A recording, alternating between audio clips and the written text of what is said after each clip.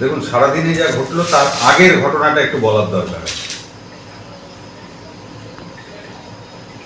আমরা যখন অযোধ্যার থেকে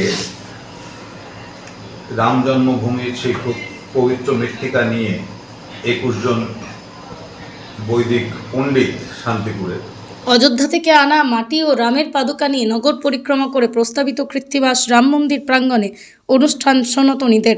সূত্রের খবর, বাংলায় রামায়ণের অনুবাদক কবি কৃত্তিবাসের জন্মস্থান ফুলিয়ায় কৃত্তিবাসে রাম মন্দির নির্মাণের উদ্যোগ নিয়েছে সনাতনীরা। আর তারই অঙ্গ হিসেবে কিছুদিন আগে পুরোহিতদের একটা দল রাম জন্মভূমি অযোধ্যায় গিয়ে সেখান থেকেই মাটি নিয়ে আসেন রাম মন্দিরের ভিত্তিপ্রস্তর স্থাপনের জন্য। শুক্রবার শ্রী রামচন্দ্রের পাদুকা সুদূর অযোধ্যা থেকে নিয়ে আসা হয় নদিয়ার শান্তিপুরে। তারপরেই শান্তিপুরের আরেকটি বিগ্রহবাড়ি শ্রী শ্রী গোকুলচাঁদ জিউ মন্দিরে এই নগর পরিক্রমা শেষ হয়। এদিনের এই নগর পরিক্রমায় অংশগ্রহণ করেন শান্তিপুরের প্রাক্তন বিধায়ক অরিন্দম ভট্টাচার্য সহ অগণিত ভক্তগণ।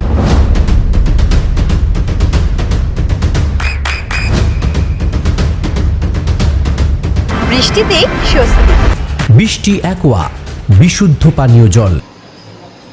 তাদের সাথে শ্রী কৃত্তিবাস রাম মন্দির ট্রাস্টের ট্রাস্টিরা তখন শান্তিপুর থেকে আমরা সেই জগদ্ধাত্রী পুজো সেরে সংকল্প করে তারপরে অযোধ্যার দিকে রওনা হই। সেখানে গিয়ে একটা ওয়ার্ম ওয়েলকাম হয় অযোধ্যায়, এবং অযোধ্যায় আমরা শান্তিপুর কি, শান্তিপুরের ঐতিহ্য কি, শান্তিপুরের ইতিহাস সেটা বোঝায়, এবং তার ফলে সেখানে একটা ওয়ার্ম ওয়েলকাম শুধু না, এটা কোনোদিনও হয়নি, সেই একটা অনুষ্ঠানের মধ্য দিয়ে সেই পবিত্র মৃত্তিকা গর্ভগৃহে তার অনুষ্ঠান করে এবং যজ্ঞ করে সেই যজ্ঞের অবশেষ সেও সেই মাটির সাথে মিশ্রিত করে আমাদের হাতে তারা তুলে দেয় অযোধ্যায়। এবং সেই দিনই আমাদেরকে জানিয়ে দেওয়া হয় যে এই ভিত্তি স্থাপনের জন্য যে অনুষ্ঠানটি আমাদের হবে তার জন্য সেইখান থেকে শ্রী রামচন্দ্রের পাদুকা, এটা আমাদের বৈদিক পণ্ডিত যারা গেছিলেন তাদের ডিমান্ড ছিল এখানে, এবং সেটা তারা মেনেও ছিল। তো এইবার তার দিনক্ষণের একটা ব্যাপার ছিল, কবে কিভাবে দেবেন। তো সেটা দুদিন আগে ওইখান থেকে জানানো হয় যে আপনারা এসে নিয়ে যান।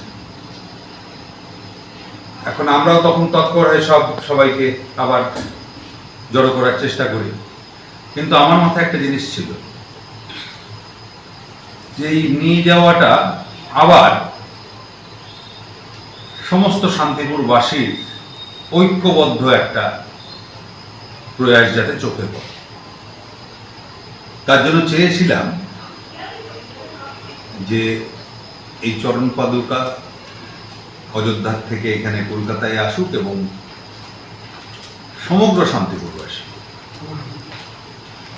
আমরা শিয়ালদা স্টেশন থেকে সেই নিয়ে তারপরে ফেরত আসি শান্তিপুর।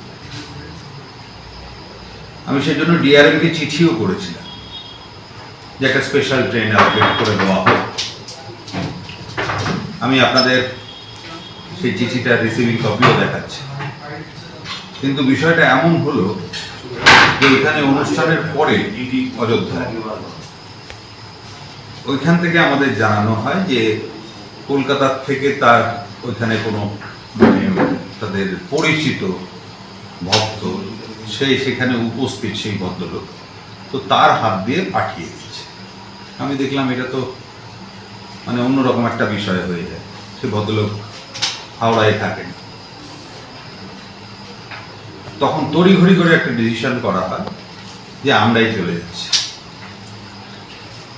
এবং পরশুদিন সেই তড়িঘড়ি ডিসিশন করে ওনাদেরও জানিয়ে দেওয়া হয় যে আপনারা রাখুন, আমরা আসছি। ফ্লাইটের টাইমিং একটাই ফ্লাইট, এবং সেই ফ্লাইটের টাইমিংয়ের থেকে দেখা গেল যে বাই রোড আমরা তাড়াতাড়ি পৌঁছতে পারি। বাই রোডই যায়। এবং ফ্লাইটের আবার একটা সমস্যা যে এখানে সিকিউরিটি চেক ফেক চোয়াছানির একটা বিষয়, সেটাও বারণ করছিলেন তারা যে ওইভাবে না করতে।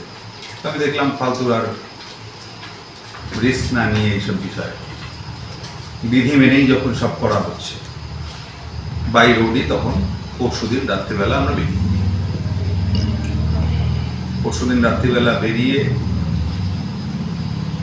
গতকাল সেই পবিত্র চরণ পাদুকা ওইখান থেকে নিয়ে আবার রওনা দিই আজকে এসে পৌঁছানো। এবং যাওয়ার আগে আমরা বিগ্রহ সমন্বয় সমিতি এখানে শান্তিপুরে যে তাদেরকে একটি চিঠি করি যে এইভাবে চরণ পাদুকা আনার পরে আমরা চাইছি যে আপনারা প্রত্যেকে এর ভেতরে অংশগ্রহণ করুন, কারণ বিষয়টা এটা আমার না, এটা আমাদের সমগ্র শান্তিপুর। তো সেইভাবেই করতে চেয়েছিলেন। তো তারপরে আমাদের কাছে এখান থেকে একটা ফিডব্যাক আছে, রাত্রিবেলায় তড়িঘড়ি করে করা হয়, রাত 8টার সময় জানানো হয় এবং 9:30টার ভেতরে তারা একটা সিদ্ধান্ত নিয়ে বলে বড় গোস্বামী বাড়ি রিসিভ করবে, যাতে এখানে এসে সোজা বড় গোস্বামী বাড়ি তারা আয়োজন করবে। তারা এখান থেকে রিসিভ করার পরে তারপর নগর পরিক্রমা এবং নগর পরিক্রমার পর গোকুলচাঁদ বাড়ি রাত্রিবেলা সেই চরণ পাদুকা রাখবে। তো এই অবধি অ্যারেঞ্জমেন্ট করে রাত্রিবেলা তারপর আমরা বেরিয়ে গেছি। এবং আজকেও যা দেখলেন, সেই চরণ পাদুকা আসার পর প্রথম বড় গোস্বামী বাড়ি, সেইখানে সেই বিধি মেনে পুজো হয় এবং তারপর সেই নগর পরিক্রমায় বেরোই। এবং শুধু তাই না, সেই কৃত্তিবাসী রামায়ণ পেছনের রথে সেই কৃত্তিবাসী রামায়ণ রাখা ছিল।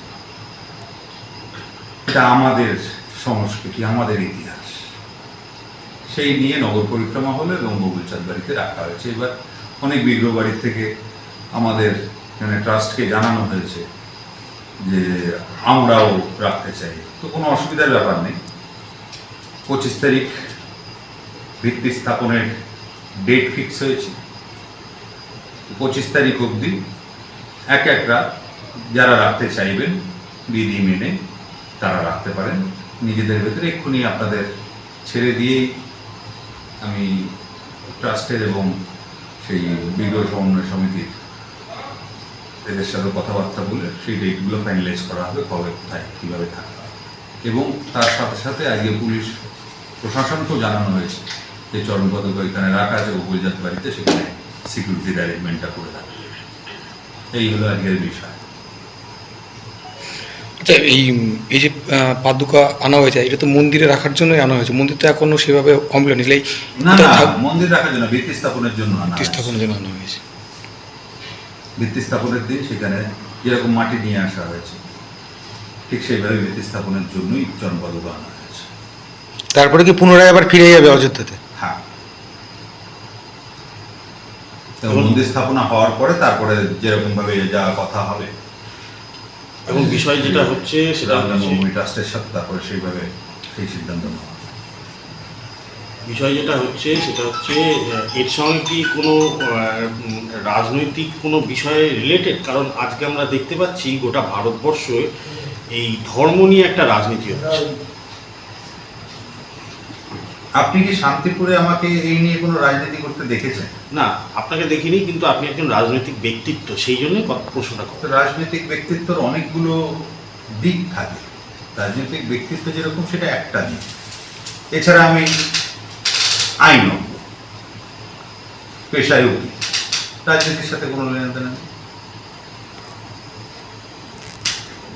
আমি আমার যে বৈশিষ্ট্য আমার পরিবারের সেটা পালন করি, তার সাথে রাজনীতির সাথে কোনো লেনদেন নেই। আগেও দেখেছেন বিভিন্ন সময় পুজো আর্চা করতে, তার সাথে রাজনীতি দিয়েছে।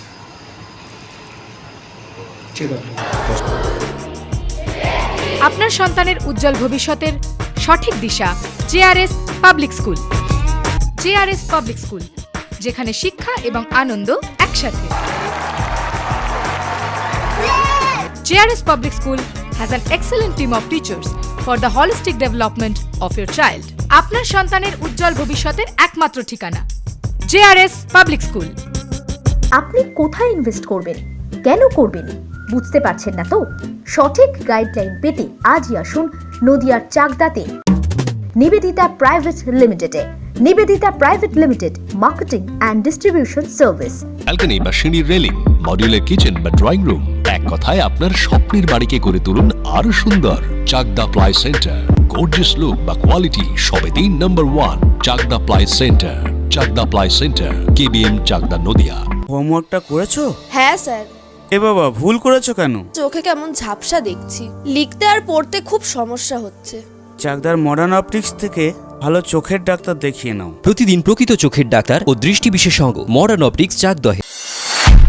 নদিয়া জেলার সবথেকে বড় বিল্ডার্স চাকদার মা মনসা বিল্ডার্স, রড ও সিমেন্টের পাইকারি ও খুচরো বিক্রেতা।